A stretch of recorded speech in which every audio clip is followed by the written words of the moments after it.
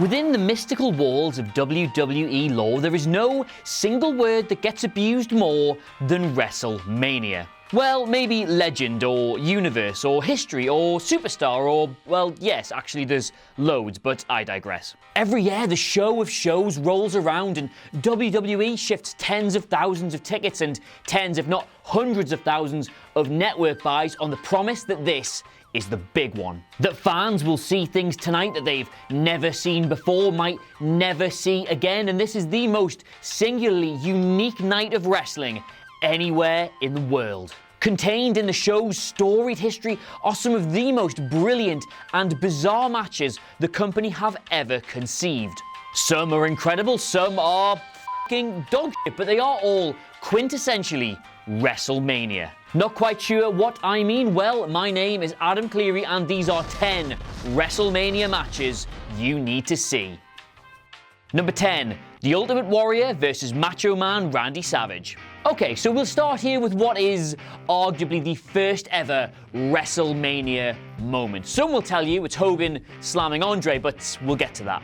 When Savage turned heel in '89, he cast out longtime boo Miss Elizabeth and replaced her with the evil, sensational Sherry. This was, at the time, incredibly sad. His heel run reached a natural end, though, when, having been beaten by the Ultimate Warrior at WrestleMania 7, Sherry attacked him for being a loser. But having watched the match from ringside, Elizabeth jumped the guardrail, got into the ring, threw Sherry out, and mere seconds later, the entire crowd was in tears at their reunion. This remains, to this day, one of the most complete, heartfelt, and genuine pieces of storytelling the company has ever achieved. The match is essential WrestleMania watching for the way Savage's dastardly persona slowly crumbles away. Number 9, Vince versus Shane. I did tell you not all of these were good matches. Vince McMahon versus his literal son, Shane, where his literal wife, who is allegedly being drugged into a vegetative state, rises from her wheelchair to kick him in the grapefruit, all while his mistress, Trish Stratus, who just, happens to be the most masturbated over woman of 2001, watches from ringside. If aliens from outer space asked you to surmise Vince McMahon not only as a human being, but as WrestleMania as the jewel in his crown, you would show him these 15 minutes. It could only happen to him, and it would only happen on this stage. Without the constant drama of America's most dysfunctional family, the WWE simply wouldn't have been what it is. And unlike WrestleMania 2000, when they at least tried to pretend it was about the wrestlers, this was the moment the family soap opera properly peaked. Yeah, it might not have been overly pleasant, but that is part of the reason it's so much fun. Number 8, Hulk Hogan versus The Rock. Even in this day and age of elaborately choreographed technical wrestling, let nobody tell you that ultimately every match is just to please the fans. In fact, forget whatever build-up or storyline you've got. At the end of the day, you're just there to please them. Never has that been truer than when the villainous Hollywood Hogan of the NWO took on the biggest face in the company, The Rock, and the crowd simply made them tell an entirely different story. Absolutely blind drunk on the hero's ovation, the 70,000 in the Sky Dome gave him, Hogan turned in the picture-perfect, classic Hulkster performance, all while The Rock happily ate up every single boo. Proper wrestling, that.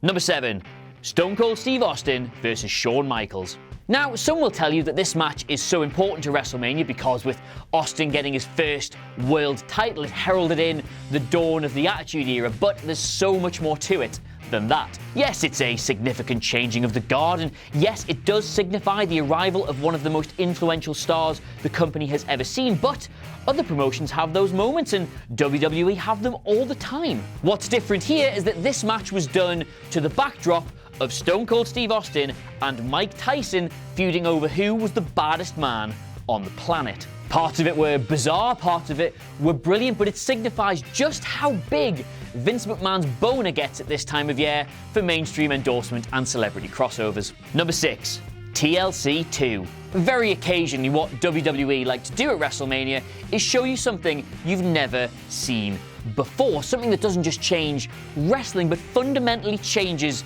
the people who are watching it. And this match, though they did sort of toy with it at SummerSlam the year prior, does that. Admittedly, WWE have watered down the match so much now, I mean, El Torito and Hornswoggle in a WLC, FYI FFS, that it's hard to remember just how exciting it seemed at the turn of the millennium. The Hardys' innovative use of the ladder, the Dudleys' obsession with tables, Edge and Christian's concerto of those truly were the days. It is still, though, watching it back, one of the most exciting and unpredictable and brutal matches the company has ever put on, and if nothing else, a testament to just how far they're willing to push the boat out at WrestleMania.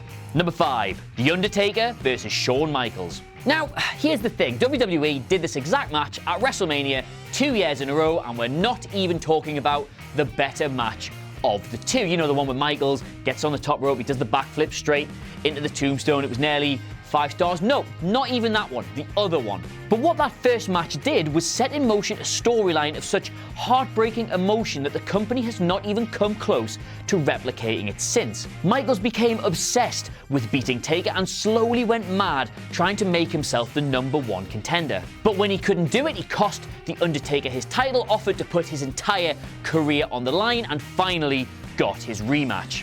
Defiant until the very last moment, the match is a masterclass in visceral, in-ring storytelling and proves that you don't need a title to main event WrestleMania.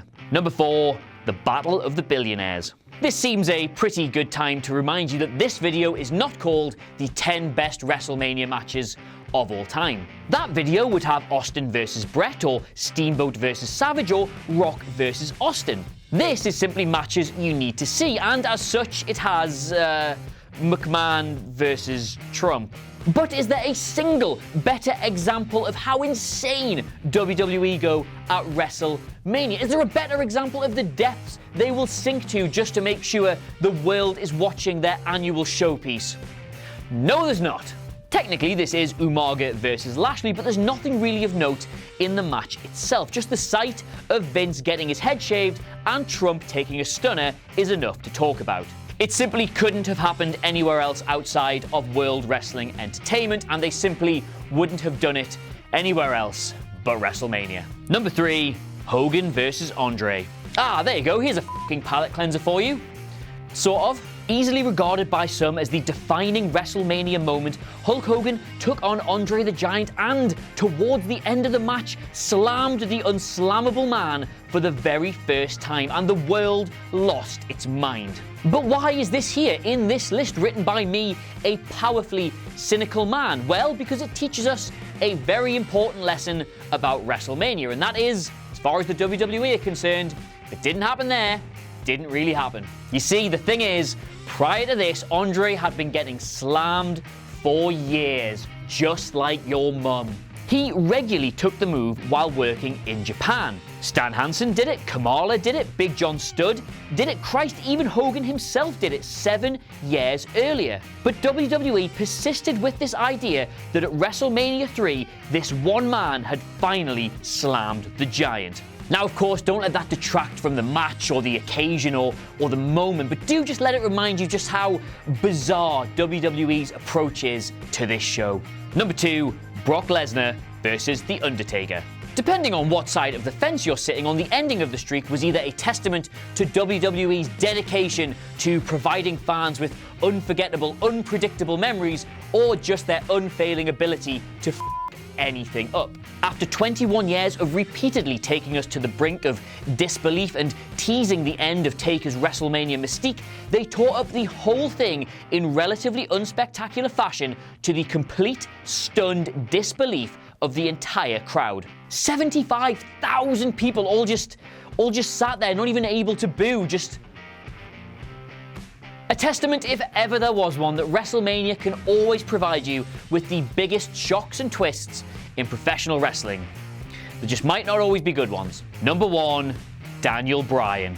I think pretty much every other wrestling mouthpiece on the internet is occasionally guilty of being quite critical. We always try and be fair, we always try and be entertaining, but by and large, a lot of what gets written and said is, yes, negative. But sometimes that's a good thing. The deafening shitstorm of discontent that erupted after Bryan was squashed by Sheamus one year led to WWE pulling together the greatest underdog story it has arguably ever written just 24 months later. 18 seconds in the ring at WrestleMania 28, then nearly 50 minutes at WrestleMania 30. One of the most perfectly pitched rags to riches wrestling tales ever told, and it all came from them finally listening to the fans. Where else could that tale possibly start and finish but WrestleMania? There you have it then. If you've somehow been living in a cave on Mars with your eyes shut and your fingers in your ears going blah blah blah blah blah blah blah for the last 34 years and you've not seen a single WrestleMania, those are the matches that should get you all caught up, in my opinion. But let us know what you think by leaving a comment below, and don't forget to like, share and subscribe. It's of course WhatCulture.com for all your content needs, and you can follow us on Twitter at WhatCulture WWE if that's more your thing. But either way, until next time, my name is Adam Cleary, and I'll see you soon. Oh, wasn't that something? Don't forget to like, share and subscribe below, and also the people who made this lovely video, they're appearing right here. But if you're thinking to yourself, I want to see more content, Jules, then why not look above my head, as there probably is some. I don't know. I can't see it.